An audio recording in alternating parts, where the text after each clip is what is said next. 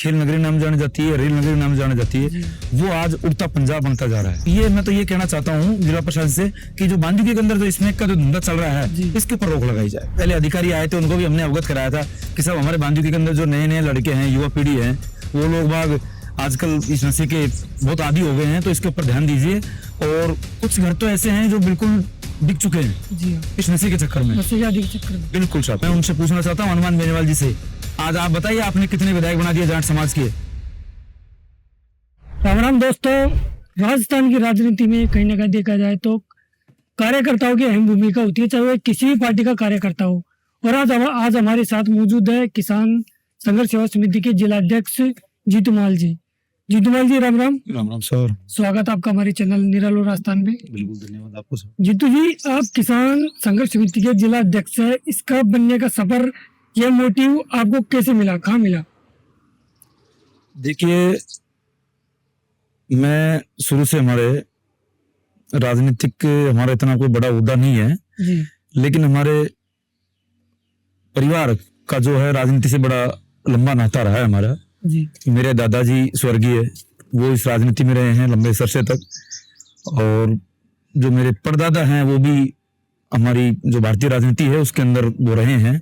उनका राजघरानों से इनसे काफी लंबा नाता रहा है और संबंध था उनका।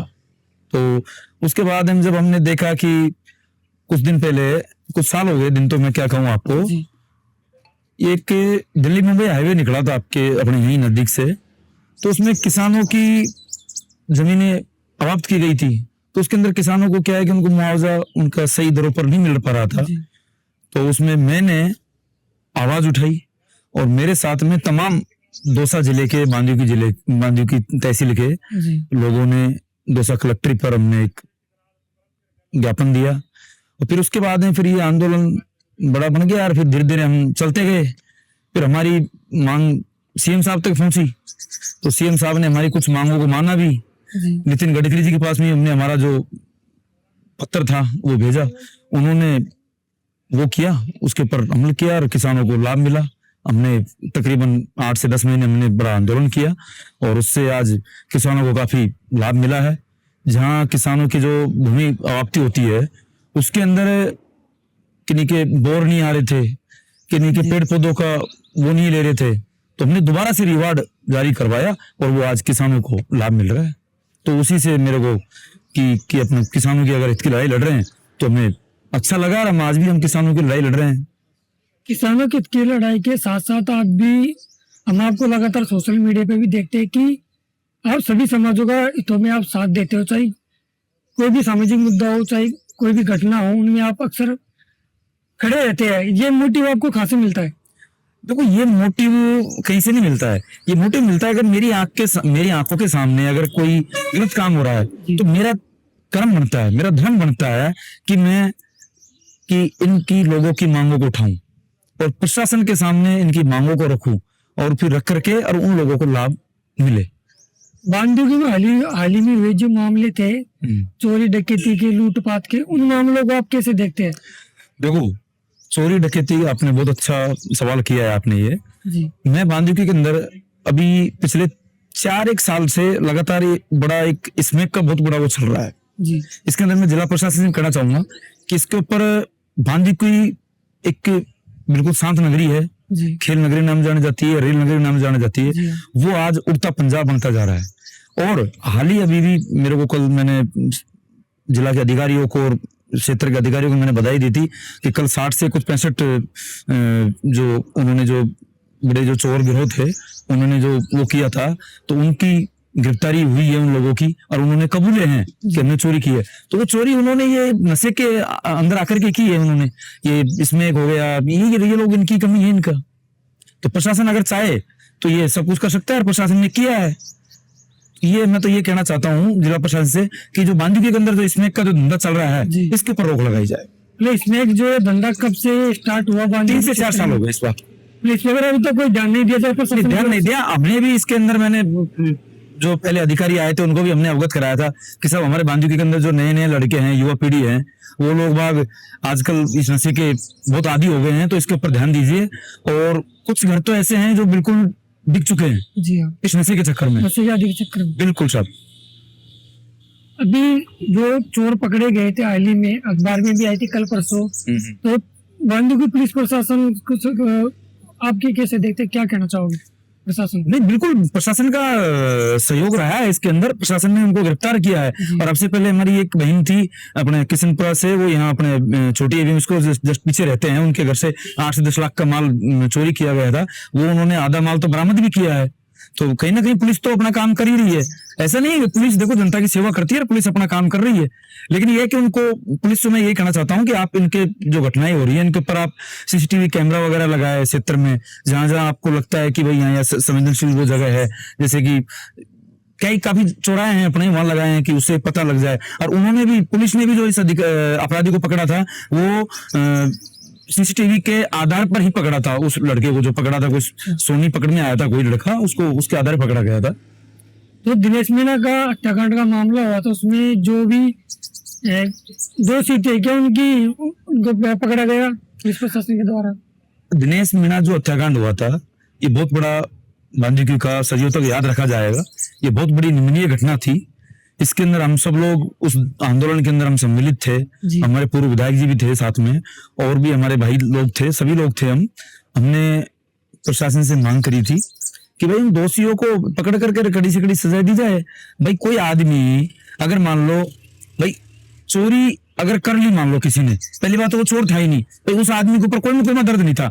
उस आदमी को आपने समूह ने जाकर के पकड़ करके उसको पेड़ के बांध दिया। अब पेड़ के बांध करके तो वो आदमी कह रहा है कि भाई मुझे पानी पिला दो। अरे भाई उस आदमी को आप पानी नहीं पिला रहे हो, उसको पानी भी नहीं पिलाया गया उसको पानी, जब तो उस आदमी की मृत्यु होगी। उस आदमी की, उसकी माँ उसके सामने बिलक रही है, मेरे बेटे को पानी पिला दो, लेकिन उसको पानी नहीं पिलाया गया।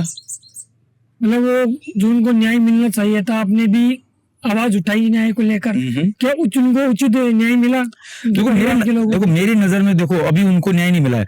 उनको न्याय जब मिलेगा जब जो लोग दोषी हैं उन लोगों को कड़ी से कड़िया सजा मिले, जब जाकर न्याय मिलेगा। कई लोगों का यही सभी कहना है कि जो विधायक है यहाँ की बांदीकुई के भगत टाकड़ा जी, वो भी आरोपी को बचाने का काम कर रहे हैं। कितना सत्य है या असत्य है? देखिए मेरी बात सुनिए, ये आप मेरे सवाल कर रहे हो, ठीक है, लेकिन ये मुझे एक चीज बताइए कि ये किसने कहा है? ये आपके पास में अधिकारी का अगर कोई जानकारी हो कि भाई विधायक ने इस तो अधिकारी को फोन किया उसको बचाने के लिए, वो कर लिया, तो देखो जहां तक देखो मैं कानों सुनी ये बातें नहीं करता हूँ। अगर मेरे सामने अगर विधायक हो, चाहे सांसद हो, चाहे मंत्री हो, अगर मेरे सामने अगर गलत किया होता तो मैं सीना ठोक के कहता हूँ, मैं खुद कहता कि बिल्कुल ये गलत है, आप गलत कर रहे हो। लेकिन जब आपके आंखों के सामने अगर कोई काम नहीं हुआ तो देखो हम किसी के ऊपर ये गलत आचरण नहीं लगाएंगे। अब आपसे बांदीकुई के विकास के बारे में बात करते हैं, तो क्या बांदीकुई क्षेत्र की, विधानसभा क्षेत्र की ऐसी कौन सी 3 बड़ी समस्या है जिन पर अभी तक कोई भी विधायक के द्वारा भी ध्यान नहीं दिया जा रहा? देखिए सबसे बड़ी जो बांदीकुई की समस्या है, एक तो समस्या क्या है कि जैसे कि अभी हाल ही में चल रहा है आगरा फाटक वाला जो ये फ्लाईओवर बनेगा, अभी उसका चल रहा है कि वह टेंडर हो गया, वो हो गया, महीने में हो जाएगा, 1.5 महीने में हो जाएगा। अब उन बातों को 3 साल तो बीत गए। अभी कुछ दिन पहले सीएम साहब आके गए थे, वो कह के गए थे। तो अभी देखो हम तो जब भी मानेंगे जब कोई चीज धरातल पे उतरेगी, इम्प्लीमेंट होगा उस बात के ऊपर, तो हम जब मानेंगे। पहली जो बात है पहले तो ये होगी। दूसरी क्या है कि हमारे बांदीकुई क्षेत्र के अंदर मैंने माननीय दौसा मुरारीलाल मीणा सांसद साहब से आग्रह किया था कि एक दौसा के अंदर एक किसान जो एग्रीकल्चर महाविद्यालय है वो खुलना चाहिए। वो हमारे बांदीकुई के अंदर नहीं है, वो होना चाहिए। दूसरी तो ये है, और एक हमारी मांग है कि जो अलवर सिकंदरा मेगा हाईवे है, इसके ऊपर जो दिल्ली मुंबई हाईवे जा रहा है ऊपर से, तो यहाँ से लोगों को सुविधा मिलेगी। एक पिछुपाड़ा में एक कट बनना चाहिए। वो कट की आप बात करें तो कट कोई दूसरी जगह बनाया जा रहा है, बताया नहीं, वो बन रहा है, ठीक है, अगर वहां बन जाएगा यहाँ बन जाएगा क्या दिक्कत है? लेकिन लोगों को यहाँ से ज्यादा सुविधा मिलेगी। लोगों को तो यहाँ से सुविधा है ना भाई। जब मैं 10 किलोमीटर दूर क्यों जाऊंगा यहाँ से? आज आप बांदीकुई यहाँ क्षेत्र में बैठे हुए हो, आप अभी मुकुरपुरा चौराहे बैठे हो आप लोग, तो आप मैं 10 किलोमीटर दूर क्यों जाऊंगा? भाई यहाँ से दूरी, अभी बस स्टैंड बन रहा है, नया बस स्टैंड बन रहा है, अभी नया बस स्टैंड बन रहा है, उसका काम भी चालू हो गया है अभी, तो आप वहां क्यों जाएंगे? और फिर उसके बाद मोराडी और प्रतापपुरा जो गांव है, भाई जब वहां कट बनेगा द्वारपुरा के अंदर, तो वहां कट बनेगा तो फिर उसमें क्या है कि फिर ये गांव के मकान टूटेंगे। नए नए लोगों ने पैसा खर्च किया है, कितना पैसा खर्च किया, करोड़ रुपए खर्च किए उसके, वो फिर ट्रैफिक का दबाव बनेगा तो मकान टूटेंगे वो, जी हाँ। तो फिर जाकर के हमें वही आंदोलन करना पड़ेगा, धरना करना पड़ेगा। तो उससे पहले ये अच्छे सबसे बढ़िया है ना, स्लाइड कट बन जाएगा। वो स्लाइड कट इस तरीके से बनेगा कि भाई 8 से 10 मतलब कि जो 10 मीटर दूरी है ना ROW उनका जो है इसकी विभाग की जो NHAI की जो जमीन है उसके अंदर बन जाएगा कट। आवश्यकता नहीं है, ना कोई मकान टूटेगा ना कोई वो होगा। जैसे आप बरडोली में देखो आपको कट बना हुआ है, उतार चढ़ाओ, तो ऐसा बन जाएगा। ये मांग पूरी होनी चाहिए। अपने बांदीकुई विधानसभा क्षेत्र के पूर्व विधायक गजराज जी कटाना जी थे, हाँ, उनके कार्यकाल को लेकर आप क्या कहना चाहोगे? उनका कार्यकाल कैसा रहा था? नहीं देखो, कार्यकाल की बात ऐसी है, वो उन्होंने उनके अनुसार काम ठीक ही किया है, और उससे पहले भी काफी विधायक रहे हैं और वर्तमान विधायक हैं, वो भी उनका जो देखो जिसके अनुसार सत्ता के अनुसार जो जिसकी इतनी वो होती है वो कर रहे हैं, और विकास करना चाहिए, इसके अंदर वो कोई नहीं है भाई। देखो ये तो जो आपके वोटर होते हैं उनका वो होता है कि भाई किसको जिताना किसको हराना, ये तो उनके हाथ में है। मतलब हनुमान बेनीवाल जी है, उनको एक जाट सबसे बड़ा जाट नेता माना जाता है। भरतपुर में भी इन्होंने जाट आरक्षण को लेकर काफी मुद्दे भी उठाए, लेकिन वो कभी कभी जो भी नेता है चाहे किसी भी पार्टी के हो उनके ऊपर हमेशा गलत टिप्पणी करते हैं। सचिन पायलट जी को लेकर उन्होंने टिप्पणी की कि वो तो जनता के बीच में नहीं जाते क्योंकि काले पड़ जाएंगे। तो उनको इस बयान को लेकर आप क्या कहना चाहोगे? देखिए, मैं हनुमान बेनीवाल जी को और आपके माध्यम से एक बात कहना चाहता हूँ, उनकी जानकारी के लिए बता दूं कि सचिन पायलट जी, पहली बात तो एक व्यक्ति किसी विशेष कौम के नेता नहीं है, वो नेता है, सर्व समाज के नेता है, ठीक है। और वो राजस्थान प्रदेश कांग्रेस कमेटी के प्रदेश अध्यक्ष रह चुके हैं। उससे पहले वो केंद्र में मंत्री रह चुके हैं। उनके स्वर्गीय राजेश पायलट जी पिताजी, वो भी एक देश के केंद्रीय राज्य मंत्री रह चुके हैं, मंत्री कैबिनेट मंत्री रह चुके हैं। तो उन्होंने हमेशा से गरीब जनता की और उनकी सेवा की है। आज सचिन पायलट, मैं उनसे पूछना चाहता हूँ हनुमान बेनीवाल जी से, आज आप बताइए आपने कितने विधायक बना दिए जाट समाज के? आज हमारे सचिन पायलट नेता ने कितने विधायक बना दिए, नए नए नेता पैदा कर दिए। मुकेश माकड़ देख लो, अभिमन्यु पूनिया देख लो, ये और भी काफी लोग हैं, परबतसर से विधायक हैं, रामनिवास गावड़िया जी देख लो, ये किशनगढ़ से विधायक हैं, विकास चौधरी, उनको देख लो, मनीष यादव को देख लो, जी हाँ, यादव समाज के अंदर। तो हमारे सचिन पायलट ने बहुत नेता बनाए हैं और उन्होंने काम करते हैं। वो किसी व्यक्ति एक कौम के नेता नहीं है, वो सब समाज के नेता हैं। और आने वाले समय में आप देख लेना, समय सचिन पायलट जी का रहेगा। हनुमान बेनीवाल का कहना है कि 2028 में मैं मुख्यमंत्री बनूंगा। लेकिन उनके कहने से क्या होता है यार, वो तो कह देंगे बोला मैं देश का प्रधानमंत्री बनूं, देश का प्रधानमंत्री बन जाऊंगा, उनके कहने थोड़ी बन जाएंगे वो तो खुद कुछ भी कह दे, मैं राष्ट्रपति बन जाऊंगा, मैं अमेरिका का राष्ट्रपति बन जाऊंगा, बन के दिखाना यार, जब मानेंगे हम उसको। मतलब ये तो कहने में और करने में बहुत फर्क। अरे ना, वो उनकी बातों को देखो, उनकी बात कर रहे हो आप यार। वो हनुमान बेनीवाल वो एक दो जिलों के नेता है वहाँ, उसकी बात तो उसकी बात तो वो उम्मीदवार बेनीवाल ने नहीं मानी, वो सांसद बन गया वहां से। लोग कहता है वो तो किसानों के तुम्हें क्या काम किया उन्होंने, मेरे को बताइए, आप मुझे बताइए उन्होंने क्या काम किया है। मतलब किसान जो भी है उनके लिए, न्याय के लिए लड़ता हूँ मैं, उनको न्याय के लिए उन्होंने लड़ाई क्या लड़ी है, मेरे को बताइए आप। दूध में बहराना दाम को लेकर साधु संतों का साथ दिया, उनका कहना है। जाट आरक्षण को लेकर जाट समाज के लोगों की आवाज उठाई।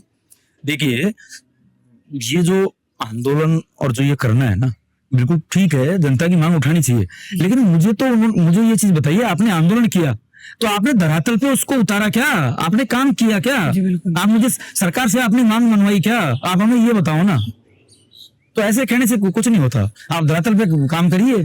बड़ा नेता है बिल्कुल जाट समाज का, हम उसके उनके ऊपर कोई टिकट टिप्पणी नहीं करते हैं, बड़े नेता है, मानते हैं, वर्तमान में सांसद है। लेकिन आप सांसद भी किसकी वजह से हैं, आप ये पूछिए। सांसद भी उनका गठबंधन से है ना, सांसद हो। 5 नंबर मुद्दे को लेकर जिस तरह की राजनीति हुई, क्योंकि एक तो एक किसानों का मुद्दा था, लेकिन ये राजनीतिक मुद्दा बन गया। क्यों, कैसे, क्या कारण रहा इसका राजनीतिक मुद्दा बनने का? देखिए, 5 नंबर का जो मामला था, उसके अंदर हमारी जो मेरी गुर्जर जाति है जी, उसकी ओर से कोई किसी प्रकार का कोई ऐसा मकसद नहीं था कि हम उनको पानी नहीं देंगे। भाई हमने तो पानी तो दे ही रखा है भाई। मीणा समाज के कुछ लोगों ने व्यक्तिगत हमसे लड़ाई लड़ने की कोशिश की, हमारे नेताओं का उन्होंने खून पीने की बात कही, हमको हमारी माता बहनों को इतनी बदी बदी गालियां दी, तो शर्म आती है हमें। हम माँ बेटे के सामने, उनके सामने हम फोन के अंदर नहीं सुन सकते उनकी, ऐसी ऐसी गालियां दी उन लोगों ने। मतलब एक तो देखा जाए तो राजस्थान में मीणा समाज और गुर्जर समाज का गौरवशाली इतिहास रहा है। बिल्कुल रहा है। क्या इस मुद्दे को लेकर जो द्वेष पैदा हुए दोनों समाजों में, क्या ये दोबारा समाज एक हो पाएगी? देखिए पत्रकार महोदय जी, दोनों समाज का भाईचारा पहले भी कायम था, आज भी कायम है। कुछ छिछोरापन लोगों की वजह से मीणा और गुर्जर समाज का भाईचारा पहले भी एक था, आज भी एक है, कभी नहीं टूटेगा। जो बड़े जो राजनीतिक लोग थे उनका वो था कि मीणा और गुर्जर समाज कैसे भी करा करके इनका टूट और फूट हो जाए इन लोगों में, लेकिन वो हमारे नेताओं की समझदारी और हमारी जो मर्यादा है उसके अंदर हमने रह करके हमने उस चीज को निपटारा किया, और आज भी हमारा भाईचारा वही है। हमारा तो मीणा समाज के बहुत हमारे मित्र हैं। मतलब देखा जाए तो 5 में भी कुछ जो बुजुर्ग किसान लोग थे 10-15 लोग ही बैठते थे, कोई भी इनका नेता नहीं था, क्योंकि वो एक किसान नेता थे। और जो भी खंडी में जो नेता खंडी में तो अशोक गहलोत ने बना के भेजा था इसको, रामकृष्ण में लगातार देखा जाए तो पता नहीं कौन कौन से नेता थे, कभी रामकेश जी आते हैं, कभी हरीश जी आती है, और नहीं तो बांदी की विधायकी में पहुंच गए। तो मतलब जिस तरह की राजनीति कौन ये करवा रहा था। देखिए मैंने आपको भी कुछ सेकंड मैंने पहले एक बात कही थी कि भाई इनका मकसद क्या था, मीणा और गुर्जर समाज के अंदर लड़ाना, फूट पड़े, लेकिन इनके जो मकसद था ना वो पूरा नहीं हुआ। अब वो क्यों नहीं हुआ? क्योंकि हमारे नेता थे जो समाज के, उन्होंने अगर हमारे नेताओं के मुंह से अगर एक भी शब्द अगर तो निकला हो किसी समाज के प्रति, तो बताइए उनका पूरा आंदोलन राजस्थान पूर्व मुख्यमंत्री अशोक गहलोत जी के द्वारा चलाया जा रहा था। उनके कुछ नेताओं, उनको फंडिंग वहां से हो रही थी, उनको उनके जरिए हो रहा था। ये उनका मकसद था कि गुर्जर मीणा लड़ाई लड़े हैं, इनमें फूट पड़े, इनमें मरे कुछ ना कुछ आगामी चुनावों को लेकर के, और उनका मकसद पूरा हो गया उनका। मतलब देखा जाए तो रामकेश मीणा भी जो गंगापुर सिटी के विधायक थे वो गहलोत जी के सलाहकार थे। गहलोत जी के सलाहकार क्या थे? सलाहकार है ही उनके। उसमें ये मांग ये पूरी क्यों नहीं? उसमें अभी तो 5 ना मांग जो मैं आपसे पूछना चाहता हूँ कि भाई जब अशोक गहलोत सरकार थी उसमें रामकेश मीणा जी विधायक थे, उसमें क्यों नहीं करवाया इन लोगों ने? नहीं, अब मुझे एक चीज बताइए, आप तो मुद्दे की बात पाइए। आप इस समय बारिश का समय है, आपकी कौन सी सरसों की फसल खराब हो रही है? आपकी कौन सी गेहूं की फसल खराब हो रही है? आपको किस काम के लिए पानी चाहिए? किस काम के लिए पानी चाहिए? नहीं पानी की बिल्कुल जरूरत नहीं है ना जी। तो फिर अब पानी क्यों मांग रहे थे? ये इस चीज को क्यों नहीं समझ पाए? उसमें चाहे मेरे समाज के नेता हो चाहे वो मीणा समाज के नेता हो, उनको समझना चाहिए था कि प्री प्लानिंग है। अब दौसा की हम बात करते हैं, अभी कल परसों के दौसा में करंट से ही युवक की मौत हो जाती है। उस मामले को कैसे देखते हैं आप? और आप भी वहाँ गए हुए थे और आपने भी उनकी आवाज उठाई थी। जी देखिए, उसके अंदर ऐसा था कि एक हमारा भाई था राजवास का अवतार सिंह गुर्जर जी हाँ, उनकी एक लाइट मतलब कि खंबे के ऊपर वो कुछ फाल्ट सही करने गए थे, एफआरटी टीम में थे वो, तो उस समय उनको पता नहीं था या फिर उनका मिसकम्युनिकेशन था कि उनका बिजली विभाग का उनका जो भी था वो लाइट आ रही थी, अब उनके उपकरण लग गए, वो खत्म हो गए तो वो परिजन वगैरह उनको हॉस्पिटल ले आए। तो जो हमारी मांगे बनती थी, जो हमने उसका कानून के दायरे में रह करके हमने उसका धरना प्रदर्शन किया, आंदोलन किया, और उस भाई को हमने न्याय दिलाने की असंभव कोशिश की, और उसकी सरकार और प्रशासन के सामने हमने बातें रखी और हमारी सरकार ने बातें मानी हमारी। और मैं तो यही कहता हूं कि भाई अगर लापरवाही अगर सरकार की या इनकी प्रशासन की वजह से अगर होती है तो उसमें क्या दोष है? मांग उठाना चाहिए, चाहे हमें कहीं कोई से हद तक जाना पड़े। क्या क्या मांगे रखी गई थी सरकार से? हमारी मांगे यही थी भाई, जो पीड़ित परिवार है उसको कम से कम 50 लाख रुपए मुआवजा दिया जाए। उसमें से उन्होंने 8 लाख रुपए तो तत्काल प्रभाव से उन्होंने दे दिए गए। उसके बाद उनको 5 लाख रुपए जो मुख्यमंत्री सहायता कोष से वो तो स्वतः मिलते हैं, वो मिल गए। उसके बाद में जो उनका कोई बीमा वगैरह जो वो पीएफ वगैरह कटता है उसके अनुसार वो पैसे मिल गए।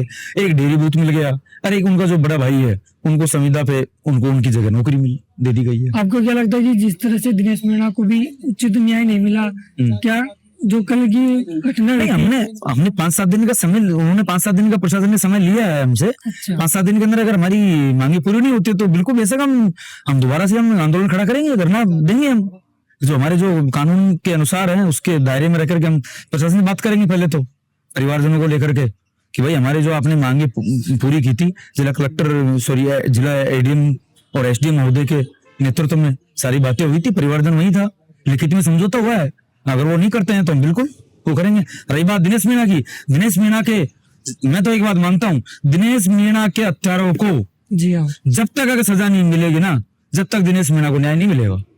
मतलब अभी तक कोई इनको न्याय नहीं मिला, तो क्या इसका अरे आप दिनेश मीणा की तो बात है जो है, उसके अलावा आपने देखा होगा भावता के जगदीश मीणा के पैर काट दिए गए थे, उस बेचारे से कभी था, उनको भी न्याय नहीं मिला अभी तक। अब उनको न्याय कहाँ मिला है? उनके जो 1-2 उनको पकड़ लिया। ये आप किसकी नाकामी बताना चाहोगे? देखो मैं प्रशासन का फेलियर बताऊंगा इसके अंदर, प्रशासन और सरकार की, बिल्कुल प्रशासन और शासन की फेलियर है। बिल्कुल प्रशासन और शासन बिल्कुल आंख मूंद करके और कान ही बंद कर करके बैठा हुआ है। जिला प्रशासन बिल्कुल इसके ऊपर ध्यान देना चाहिए कि ऐसी घटनाएं पुनरावृत्ति नहीं होनी चाहिए ऐसी। अंतिम आपसे सवाल करना चाहूंगा, आपके जो बांदीकुई के युवा है, आपके समाज के लोग हैं, उनको जो भी सामाजिक मुद्दे होते हैं आपके, उनको आप क्या संदेश देना कि हमेशा यही तो रखनी चाहिए, समाज को इकट्ठा होना चाहिए? देखिए मैं, मेरे समाज के युवा आज के समय में बहुत जागरूक हैं और जागरूक होना भी चाहिए। और मेरे समाज के जो युवा हैं डट करके मजबूती से लड़ना जानते हैं। और आप देख लीजिए कोई भी ऐसा कोई मामला हो, हमारे समाज के युवा, हमारे समाज के नहीं, सर्व समाज के युवा आजकल सबके पास में बाबा भीमराव अंबेडकर की जो पुस्तक है उसके अंदर पढ़ करके और उसके अधिकारों के अनुसार आज हमारे युवा जागरूक हैं और लड़ाई लड़ने के लिए तैयार रहते हैं, हमेशा तैयार रहते हैं। लास्ट क्वेश्चन हो रहा है आपसे, जो अभी 5 मान के हमने आपसे बातचीत की थी, उसमें भी मनोज मीणा का एक बयान आता है, वो हाकिम फैसला को बीजेपी का टूल किट बताते हैं, इसको कैसे देखते हैं आप? देखिए मेरी बात सुनिए, टूल किट, बात आपने टूल किट की, टूल किट देखो किस आधार पर टूल किट है? मनोज मीणा का बयान सोशल मीडिया पे हमने अभी कल परसों पोस्ट देखी थी, उसी आधार पर हम आपसे पूछ रहे हैं। मैंने कोई मनोज मीणा का मैंने ऐसा कोई फेसबुक स्टेटस मैंने देखा नहीं। उन्होंने कहा कि हाकिम फैसला जो है अशोक दावाई जी है, ये बीजे फैसला जी, ये बीजेपी की टूल किट है। नहीं तो आप किसके हनुमान बेनीवाल के होंगे? ये भी तो हनुमान बेनीवाल के साथ रहते हैं ना, ये कहाँ से नेता बने हैं? हुआ जी मनोज मीणा, ये भी तो हनुमान बेनीवाल ने इन्होंने जो एसआई भर्ती का जो मुद्दा उठाया था इन्होंने वहाँ जयपुर में शहीद स्मारक पर, उसमें तो उसकी वहीं से तो पूरे आगे आए ये। इन्होंने कौन सी न्याय दिला दिया? कितने लोगों को न्याय दिला दिया इन लोगों ने? बताइए मेरे को। यहाँ से मेन मुद्दे होते हैं, इनके ऊपर तो आते नहीं है ये, इनके जून रह जाती है इनके। और जो बेफालतू के मुद्दे हैं आपस में समाजों को लड़ाने के, उन मुद्दे के ऊपर आकर के आ जाते हैं ये। मनोज मीणा मेरा मित्र है, मेरा दोस्त है, मैं जानता हूं उनको अच्छी तरीके से कि वो कहां से हैं, कौन से गांव से है, कैसे है, क्या है। लेकिन मैं एक मेरे मित्रता के नाते मैं उनसे एक संदेश देना चाहता हूँ, आपसी दोनों समाजों के अंदर आप फूट मत फटकिए। आप नेता, भाई नेता जब तो होंगे भाई, पार्टी के कोई किसी बीजेपी को होगा, कोई कांग्रेस को होगा, कोई किसी और पार्टी को होगा। आप नेताओं की पार्टियों को बीच में किसी का टूल बनना और वो बनना, ये तो गलत बात। सबका अधिकार है भाई, मैं बीजेपी में रहूं, मैं कांग्रेस में रहूं, यार मेरा खुद का है। आज तक मैंने किसी की पार्टी ज्वाइन नहीं कर रखी है। अब पार्टी ज्वाइन हम जैसे लोग कर लेंगे तो फिर तो हम बन जाएंगे, फिर तो हम आंदोलन वगैरह लोगों को न्याय नहीं दिला पाएंगे हम। तो हम किसी पार्टी के बनकर काम करने वाले नहीं है। धन्यवाद आपका जीतू जी, हमसे जुड़ने के लिए, आपका जो कीमती समय आपने हमें दिया उसके लिए मैं आपका आभारी रहूंगा। धन्यवाद आपको भी। और आप ऐसे ही हमारे जो क्षेत्र और जो भी घटनाएं होती है उनको लेकर के आप बिल्कुल आप आवाज उठाते रहे। और सोशल मीडिया का चौथा स्तंभ है आज देश के अंदर, तो मैं तो यही कहना चाहूंगा आपसे।